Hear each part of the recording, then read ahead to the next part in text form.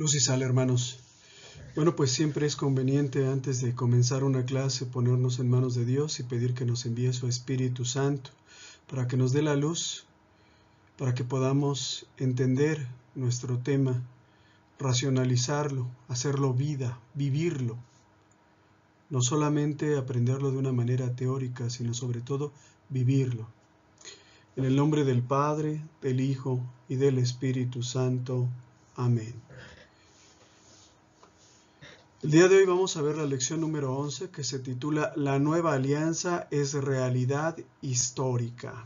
Es decir, Cristo es una realidad histórica.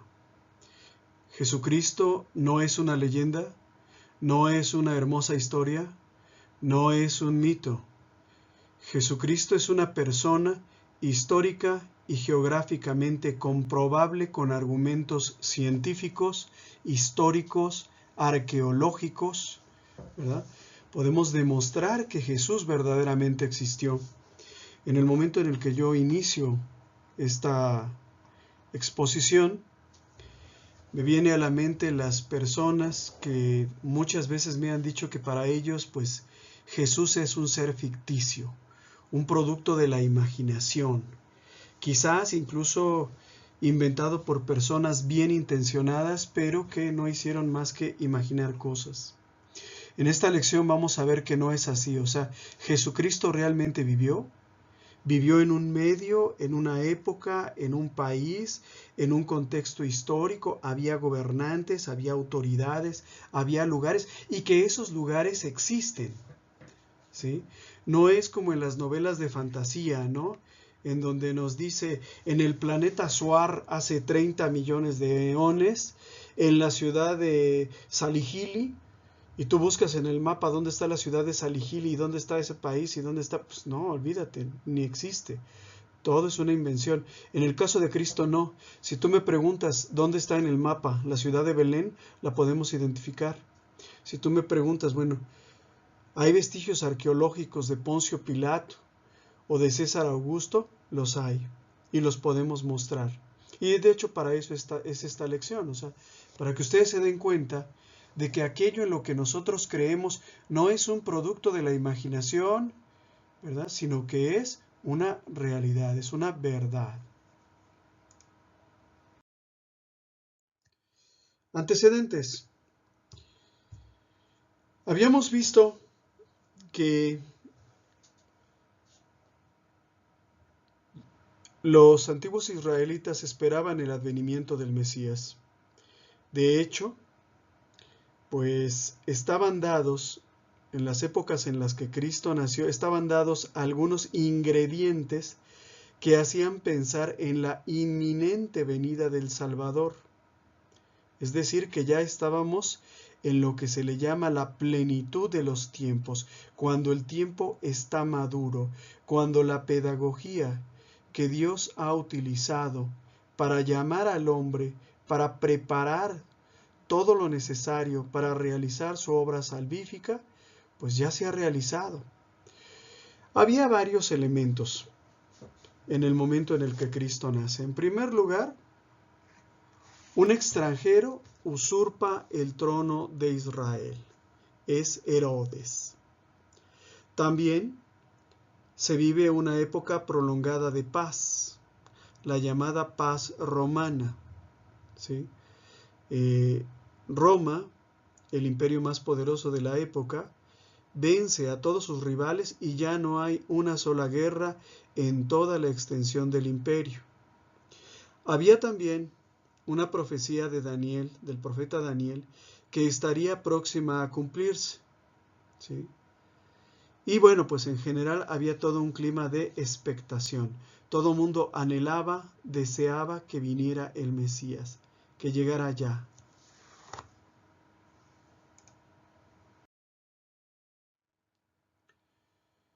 Entonces, nosotros decimos que Cristo es un personaje histórico.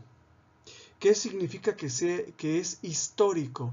Significa que vivió en un lugar y en una época determinada. Es decir, en una situación determinada en el tiempo y en el espacio. Las profecías que hablaban de Jesús mencionaban el lugar y la época en la que habría de nacer el Mesías. ¿Sí? Lo precisaban con toda claridad. Tanto los acontecimientos como los lugares que se mencionan en la Sagrada Escritura pueden ser comprobados por la historia humana. Inclusive, hay dos historiadores paganos que hablan acerca de Jesús, Flavio Josefo y Tácito. ¿Y esto qué nos indica? Que Jesús existió verdaderamente, que es un personaje histórico, no una alucinación colectiva, no un mito, no una leyenda, no el producto de la imaginación de alguna persona o de algún colectivo, sino que verdaderamente existió y vivió en este mundo.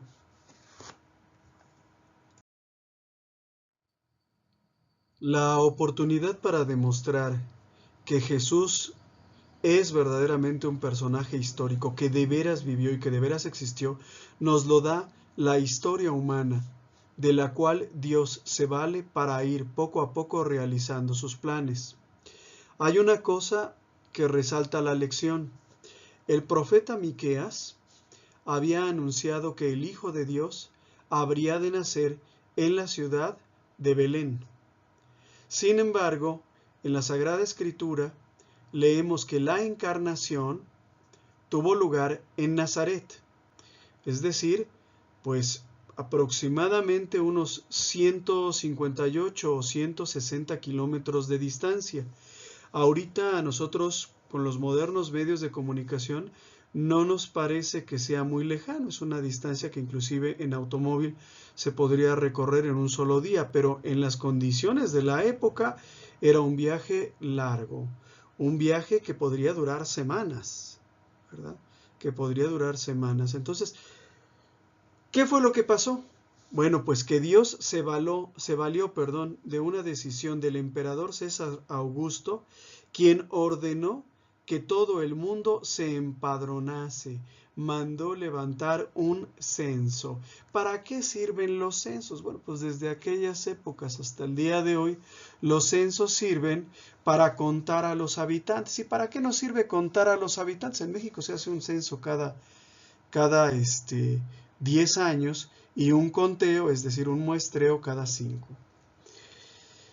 Los censos sirven para saber cuántos habitantes tenemos, para poder cuantificar qué necesidades existen en materia, por ejemplo, de salud, de educación, de servicios públicos, cuántos contribuyentes tenemos, cuántos vamos a tener, cuánta producción, cuánta población en edad de trabajar tenemos, cuánta vamos a tener o se nos va a acabar, cuántos soldados eventualmente podrían ser convocados para participar en acciones de defensa nacional. Entonces, desde siempre se han realizado censos y en este momento, ¿verdad? Unos de entre 6 y 8 años, ¿verdad? Antes del año 1, que llamamos nosotros, el emperador César Augusto ordena que todo el mundo se empadronase y cada uno tuvo que ir a su ciudad natal, ¿verdad? A la ciudad, digamos, en donde estaba su familia para empadronarse. De manera tal que José, que también era de la estirpe de David, tuvo que trasladarse, hacer ese largo viaje a la ciudad de Belén. Fue así como, aunque la encarnación tuvo lugar en la ciudad de Nazaret, más al norte de Israel, el nacimiento de Jesús sucedió en Belén, en el centro o más al sur de Israel.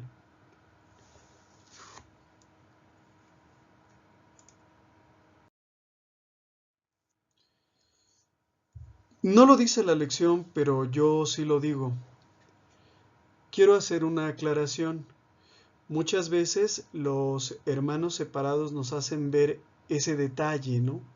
El censo del que habla la Escritura debió haber tenido lugar entre 6 y 8 años antes de Cristo. Quiere decir que hay un error en el cómputo del tiempo. Probablemente ahorita, pues deberíamos de estar por ahí por el año 2013, 2014. ¿Sí? Este fue un error que se cometió 4 o 5 siglos después de Cristo, cuando se trató de determinar la fecha exacta de su nacimiento con la tecnología de aquella época. Es decir, no había dolo, no había mala fe, simplemente no había carbono 14, no existía la arqueología, existía la historia, pero no tenía el rigor que tiene ahora. Entonces hay un error en el cómputo del tiempo. Además, tampoco hay certeza respecto al día en que nació Jesús. La Iglesia, desde hace muchos siglos, festeja el nacimiento de Jesús el día 24 de diciembre por la noche, lo que nosotros llamamos la Navidad. Estos dos hechos, el hecho de que haya un error en el cómputo del tiempo y que Jesús realmente haya nacido entre 6 y 8 años antes de Cristo, aunado al hecho de que no sabemos con exactitud en qué día nació Jesús, en aquellas épocas nadie se preocupaba por eso, ¿sí? Solo había la Pascua, es decir, solo existían las fiestas y la gente se guiaba con las fiestas, ¿sí?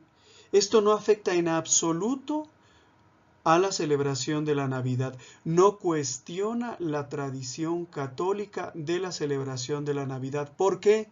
Porque nosotros tenemos que tener clara una cosa. En Navidad, los cristianos no festejamos el día en que nació Jesús, sino el hecho de que Dios se hizo hombre.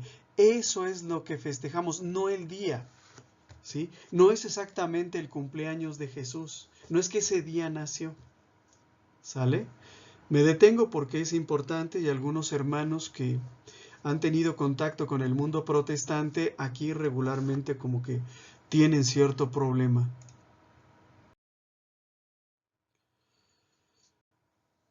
En el Evangelio de San Lucas leemos la descripción más precisa de las condiciones históricas, geográficas, políticas y sociales que rodearon al nacimiento de Cristo.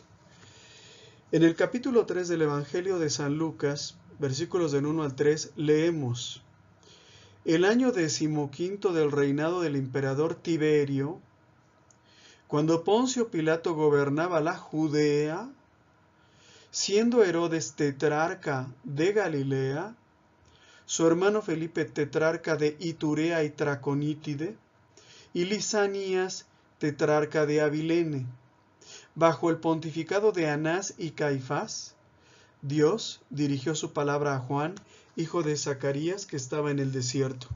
Este comenzó a recorrer toda la región del río Jordán, anunciando un bautismo de conversión para el perdón de los pecados. Palabra de Dios, te alabamos, Señor.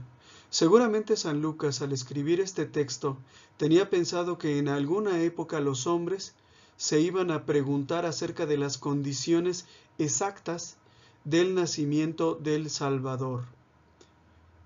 ¿Sí? Por eso se preocupó por dar nombres de lugares, de personas, ¿verdad? Para que nosotros pudiéramos rastrearlos, ¿verdad? Por medio de la arqueología, de la historia, y saber que todo lo que estamos creyendo y que todo lo que estamos enseñando es verdad. ¿Existió el emperador Tiberio? Sí, existió. De hecho, hay vestigios, principalmente los emperadores tenían la costumbre de inmortalizarse a sí mismos por medio de una escultura. Se buscaba al mejor escultor de su tiempo para que, pues basándose en su rostro, hiciera una escultura que de alguna manera retratara su grandeza. En la Edad Media, en lugar de hacerse esculturas, se hacían pinturas de los reyes. Y todavía hoy los presidentes de la República acostumbran a hacerse una fotografía oficial, ¿verdad?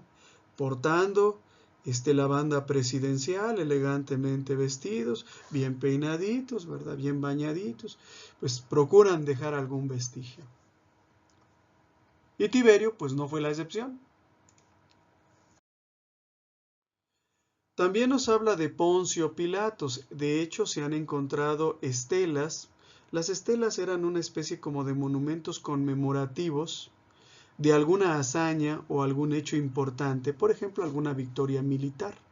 se han encontrado estelas en donde se menciona el nombre de Pilatos, en latín Pilatus. ¿Sí? Herodes Antipas, que era un gobernante, tenía ciertos privilegios de Roma y uno de ellos era el de acuñar moneda. Y de hecho se han encontrado monedas, ¿verdad?, con la efigie, con el rostro de Herodes.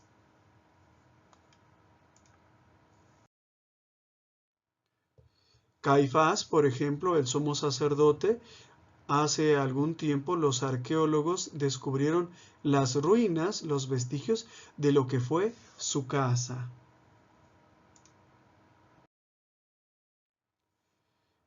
Y bueno, podemos hablar de cada una de estas personas en lo particular, porque fueron personas importantes, personas notables de su tiempo, y se les puede seguir la pista. Augusto César fue el artífice de la Pax Romana, este periodo de la historia, un periodo de paz, en el que se cerró el templo de Marte, el ídolo romano de la guerra, significando con ello que había paz en toda la vastedad del imperio.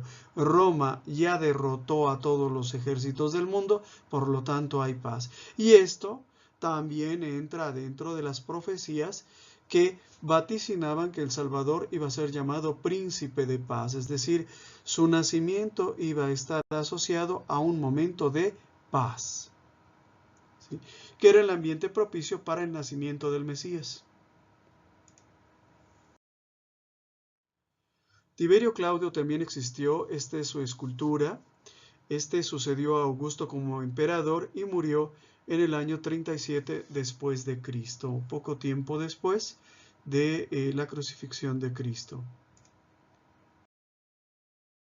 Poncio Pilato fue nombrado procurador de Judea en el año 27 después de Cristo. Le tocó participar en la condena a muerte de Cristo, le tocó atender desde el punto de vista. Los procuradores eran una especie como de representantes de Roma para la impartición de justicia, para mantener el orden público. A él le tocó, ¿verdad?, el proceso judicial de Jesús. Fue destituido de su cargo en el año 37 después de Cristo por corrupción. O sea, hermanos, no se engañen. La corrupción siempre ha existido y siempre existirá, ¿sí? Incluso en los países que se jactan de ser los más honorables del mundo, por decirlo así, Estados Unidos o Europa Occidental, también ahí existe corrupción, por supuesto en un nivel menor, pero siempre ha existido corrupción y siempre existirá. Es una tentación del ser humano. Bueno, pues estas son monedas de la época, ¿verdad?, acuñadas en la región de Palestina, en donde se habla de estos personajes. Este, por ejemplo, se dice que es el anillo de Herodes. Y estas son monedas también emitidas en la época. Se dice, o se habla en el pasaje de San Lucas que acabamos de leer, de los tetrarcas. Pero ¿qué era la tetrarquía? Esa forma de gobierno ya no existe ahora. Bueno, la tetrarquía era un sistema de gobierno impuesto por los romanos que consistía en dividir un territorio entre 4 soberanos, ninguno de los cuales era realmente rey. Es como llamaríamos ahora municipios, ¿verdad?, o departamentos.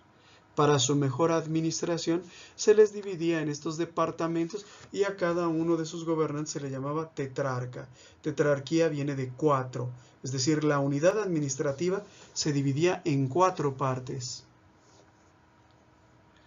Por eso en la escultura, ¿verdad?, tenemos a 4 tetrarcas, están abrazados, todos tienen una espada en la mano, dando a entender que todos tienen autoridad. Y podemos encontrar una serie de coincidencias entonces entre la historia humana y la historia de la cual se nos habla en la Biblia. Cristo tuvo durante su vida temporal un marco perfectamente definido dentro de la historia y la geografía humanas. Si tú lees en la Sagrada Escritura el nombre de una ciudad, esa ciudad existió. Esa persona existió. No porque yo lo diga o porque buenamente yo quisiera que así fuera. No, se puede comprobar incluso con argumentos históricos. ¿Sí? La investigación antropológica moderna poco a poco va descubriendo estos lugares y vestigios de estas personas. Entonces, ¿qué es lo que les quiero decir? Ya lo había dicho, pero vuelvo a insistir. Jesucristo es una realidad. Jesucristo es pues un hombre, no un mito, no una leyenda. Jesucristo fue un hombre con todo lo que eso significa. Jesús vivió, respiró, caminó, habló un idioma, ¿sí? Murió, sufrió, como todo hombre tuvo sed, tuvo hambre, ¿sí? Entonces Jesús verdaderamente existió. Y esta existencia histórica del Hijo de Dios fue posible gracias a lo que se le llama la unión hipostática. ¿Qué es la unión hipostática en Cristo? Es la unión en una sola persona, en la persona de Jesús, de las dos naturalezas, la divina y la humana. Si nosotros vemos el dibujo que aparece en la pantalla, ¿verdad? El Padre es Dios, el Hijo es Dios y el Espíritu Santo es Dios. El Hijo se encarna, ¿sí?, en la persona de Jesús. Jesús es Dios, tiene la naturaleza divina que brilló en ciertas ocasiones, por ejemplo, en la transfiguración en el monte Tabor, y también tiene la naturaleza humana, es decir, es hombre, sufre, llora, tiene hambre, nace, muere, como todo hombre. ¿Y por qué es posible que esto suceda? Si Jesucristo es Dios, ¿cómo es posible que tenga hambre, que tenga sed, que le duelan los golpes? Bueno, pues porque es también hombre. Entonces, si ustedes se fijan, desde el punto de vista geográfico, los que sean curiosos, pues pueden buscar un mapa de Israel actual y compararlo con las ciudades o lugares que se mencionan en la Biblia, y se van a dar ustedes cuenta de que muchas de estas ciudades todavía siguen existiendo. Por ejemplo, Jerusalén sigue existiendo, Belén sigue existiendo, Jericó sigue existiendo, ¿sí? Entonces, ¿qué nos dice todo esto? Que Jesucristo existió y realizó su obra redentora en lugares bien determinados que constituyen una zona geográfica que con el correr de los siglos ha recibido varios nombres. Antes de Cristo se le llamó Canaán.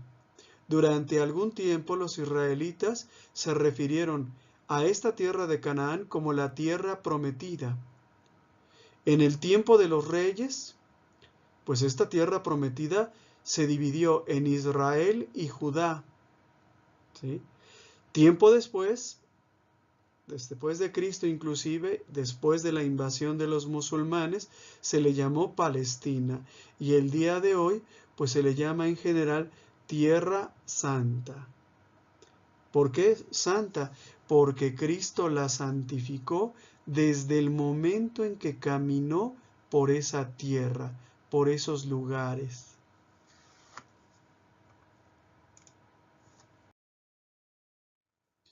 Y de hecho, bueno, pues hay huellas todavía que están siendo investigadas, ¿verdad?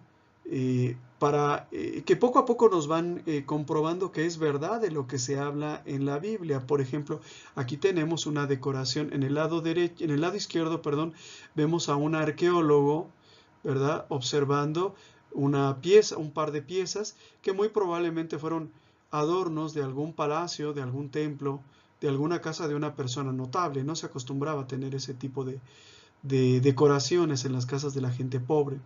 Del lado derecho vemos una tumba, ¿sí?, muy parecida a la que nos imaginamos que debió guardar por unas horas el precioso cuerpo de nuestro Señor Jesucristo antes de su resurrección. Entonces, cuando dicen rodar la piedra de la sepultura de Cristo, por lo que ha descubierto la arqueología, entendemos a qué se refiere. Es una losa muy grande, sirve para tapar una puerta, ¿verdad? Y bueno, pues se sigue investigando, ¿no?, esta región del mundo, y poco a poco van saliendo a la luz nuevos descubrimientos. Entonces hay coincidencias históricas. En los descubrimientos arqueológicos se confirma la concurrencia y la autenticidad de ambas historias, la humana y la bíblica. Yo en lo personal, por ejemplo, si yo hubiese leído en la Biblia que se habla de Cafarnaúm, de Jericó, de Jerusalén, de Belén, y yo no pudiera bajo ninguna circunstancia comprobar que esos lugares existieron o existen en nuestros días, me costaría mucho trabajo creer que lo que dice la Biblia es cierto. ¿Sí? Pero en este caso no me cuesta trabajo creer porque esos lugares existen todavía. Hay una coincidencia entre la historia humana y la historia bíblica. Y no hay posibilidad de dudas, o sea, en nuestro tiempo solo una persona maliciosa, solo una persona reñida con la verdad, solo una persona que odia la verdad sería capaz de negar la existencia histórica de Jesús. Solo un comunista, un izquierdista, un marxista enemigo de Dios sería capaz de decir que Jesús no existió. ¿Sí? O sea, es tan verdad que existió Jesús como que existió Roma, como que existieron los Césares, Napoleón, Alejandro Magno, Julio César. O sea, es tan verdad que Jesús existió como todos estos prohombres que la gente admira y que todavía se estudian sus vidas y su obra en las escuelas. ¿Sí? Hace mucho tiempo, cuando yo estaba alejado de Jesús, por ejemplo, un charlatán me dijo, mira, Jesús nunca existió. Lo que pasa es que para inventar el cuento de Jesús, se basaron en un mito babilónico que fue la epopeya de Gilgamesh. De ahí sacaron eso de la resurrección, eso de los milagros, eso de Jesús. La verdad es que no es así. La verdad es que Gilgamesh, la historia, la epopeya de Gilgamesh, los nombres de los personajes y de los lugares nunca existieron. En cambio, los lugares, las personas de las que se habla en la Biblia, los faraones, ¿verdad? Todos ellos verdaderamente existieron.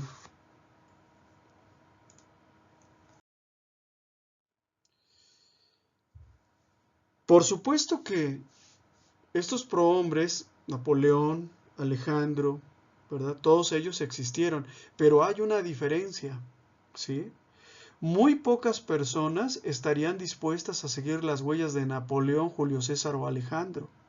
En cambio, somos muchos, por no decir millones, los que queremos seguir el ejemplo de Cristo, vivir su doctrina, imitar sus virtudes. Incluso somos muchos los que estamos dispuestos a dar la vida por su nombre, preparados para el martirio.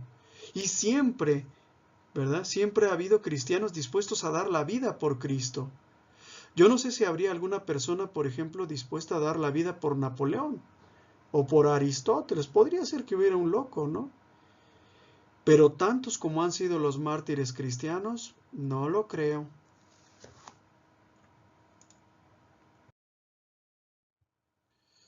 Además, también hay que hacer una aclaración.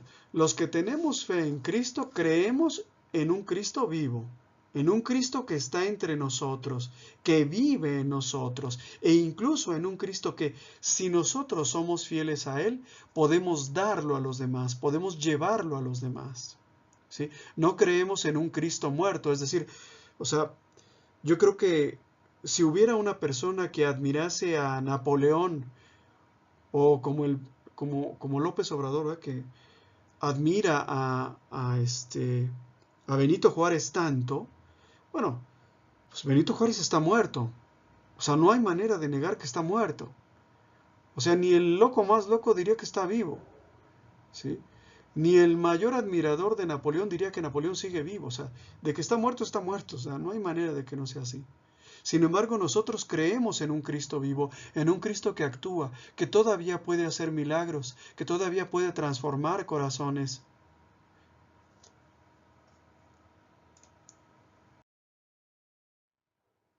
Y esto verdaderamente presenta un problema o una problemática para todos aquellos que no creen en Cristo. Yo, por ejemplo, cuando recién que entré a escuela de pastoral, yo les he comentado que pues a mí me llamaba la atención. No era que yo fuera muy fervoroso el día que me inscribí a escuela de pastoral, pero sí había cierto interés de mi parte por saber qué había enseñado realmente Cristo. O sea, yo venía saliendo de la universidad, yo había sido muchos años admirador de Carlos Marx, de Federico Engels, de Lenin y de todos los prohombres comunistas, de todos esos enfermos mentales y maniáticos que ahora, pues tristemente veo que mucha gente sigue admirando, ¿no? El Che Guevara, o sea, yo lo admiré muchísimo al Che Guevara. Ahora me doy cuenta de que el tipo era un asesino, era un enfermo mental, ¿no? Era un carnicero, un genocida en toda la extensión de la palabra. Pero yo lo admiraba porque no lo conocía. Conocía lo que me habían dicho de él, ¿sí? Entonces a mí me interesaba mucho saber qué había hecho Jesús, por lo cual pues todavía su memoria se mantenía tan viva, ¿sí? Y lo que me encontré, pues fue la preciosa doctrina que hoy yo les estoy compartiendo a ustedes. Entonces, fíjense bien, los que no tienen fe no pueden comprender ni lo que hacemos, ni lo que creemos, ni lo que decimos, ni lo que esperamos. Vean la fotografía que aparece en pantalla, es una fotografía de una manifestación a favor de la vida que hubo en Guatemala. ¿Sí? No sabría yo decir en qué ciudad, pero bueno, dice: Guatemala ama a Dios, no al aborto, sí a la vida. No al aborto, sí a la vida, dice otra pancarta. Una persona que no cree en Cristo no podría entender por qué alguien es capaz de decir no al aborto y sí a la vida. Sobre todo porque para los paganos de nuestro tiempo el aborto es un derecho. O sea, matar a tus hijos es un derecho. ¿Por qué no lo usas? ¿Por qué esta dama renuncia a ese derecho que a lo mejor otras soñaron con tener? No lo pueden comprender. Y es que el solo modo de creer y esperar en Jesucristo acusa la presencia de algo fuera de la naturaleza humana. ¿Sí? Nosotros no vimos resucitar a Cristo. Nosotros no lo vimos ascender a los cielos. No vimos uno solo de sus milagros. Y sin embargo esperamos de Él nuestra salvación. Esperamos que venga por nosotros el último día. Esperamos que nos conduzca a la gloria. Esperamos que tenga misericordia y que perdone nuestros pecados. Esperamos contra toda esperanza. Esperamos como Abraham, ¿sí? Sin ver, creemos en Cristo. Por eso se dice que tenemos fe. Y esto es algo que no cualquiera es capaz de entender. Solamente lo pueden entender los hombres de buena voluntad. Tenía un amigo, por ejemplo, que me decía, hablando de escuela de pastoral, ¿no? Me decía: mira, es que yo no entiendo por qué ustedes estudian tanto la palabra de Dios. ¿Por qué estudian ustedes tanto en la Biblia? Sí, la Biblia es un libro bonito, tiene historias muy interesantes, está plagado de enseñanzas, pero hasta ahí, o sea, lo lees una vez y te olvidas, ¿no? O sea, ¿pero qué más encuentras? O sea, ¿por qué lo vuelves a leer y a releer? ¿Y por qué lo leemos media hora diaria a lo largo de toda nuestra vida? Él no lo podía entender. Y es que esto es algo que solo lo pueden entender los hombres de buena voluntad. Y entonces, con Cristo, ¿verdad? Arranca o inicia lo que llamamos el sexto jalón, la sexta etapa o la sexta estación de la historia de la salvación, ¿sí? Es la época del cumplimiento de las promesas, de la venida del Salvador prometido al mundo desde el principio de los tiempos.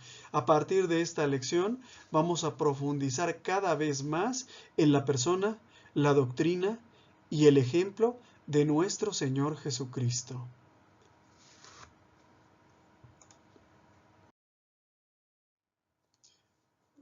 Y bueno, la lectura nos sugiere una serie de reflexiones personales.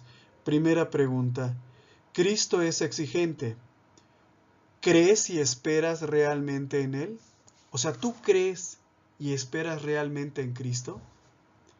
Déjenme decirles una cosa: a lo largo de mi vida apostólica me he encontrado a muchos que no esperan en Cristo. Esperan de los políticos, esperan de los militares, esperan de los ricos, esperan de los influyentes, esperan del esposo, esperan de otra persona, pero no de Cristo. ¿Sí? Entonces la pregunta es muy interesante. Tú, en lo personal, ¿crees y esperas realmente en Cristo? Segunda pregunta. ¿Estás preparado para dar razón de tu fe al que te la pida? Si alguien te pregunta por qué crees en Cristo, ¿estás listo para responder?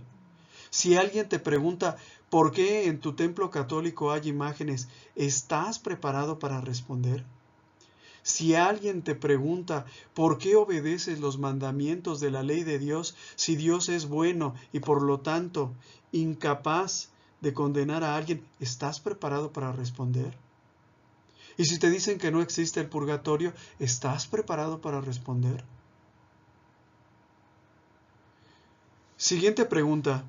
¿Es tu fe una fe viva o una fe muerta?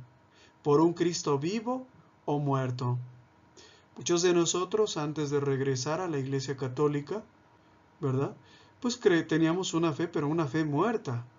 Íbamos a misa por cumplir, ¿sí? Yo era de los que siempre, cuando llegué a ir a misa, porque después de los 15 años jamás volví a ir a misa, ¿verdad? Yo recuerdo que a los 14 era los que me la pasaba viendo el reloj, ¿no? Y se me hacía que la misa duraba una eternidad, ¿no? Yo salía cansado, fastidiado, aburrido, ¿verdad? Y por fin pues perdí la fe. ¿Por qué? Porque mi fe realmente estaba muerta. El Cristo en el que yo creía era un Cristo muerto, incapaz de hacer algo, no enseñaba nada. Vamos, yo ni lo conocía para terminar. Entonces, ojalá y ustedes en lo individual puedan responder esa pregunta, o esas preguntas, perdón, en la intimidad de su casa. Vamos a terminar nuestra clase, nos ponemos todos de pie y decimos: creo, Señor, ayuda a mi poca fe. Así sea.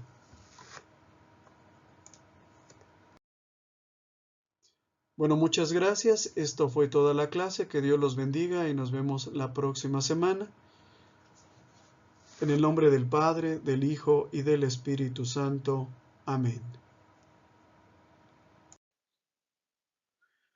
Muchas gracias por tu atención. Esperamos que este video haya sido de tu agrado. Nuestro trabajo se mantiene gracias a las aportaciones de amigos y benefactores. Si nace de tu corazón hacer alguna aportación y tienes posibilidad de hacerlo, aquí te dejo mis datos bancarios. Si no puedes hacer alguna aportación, con una oración es más que suficiente. Que Dios te bendiga y muchas gracias.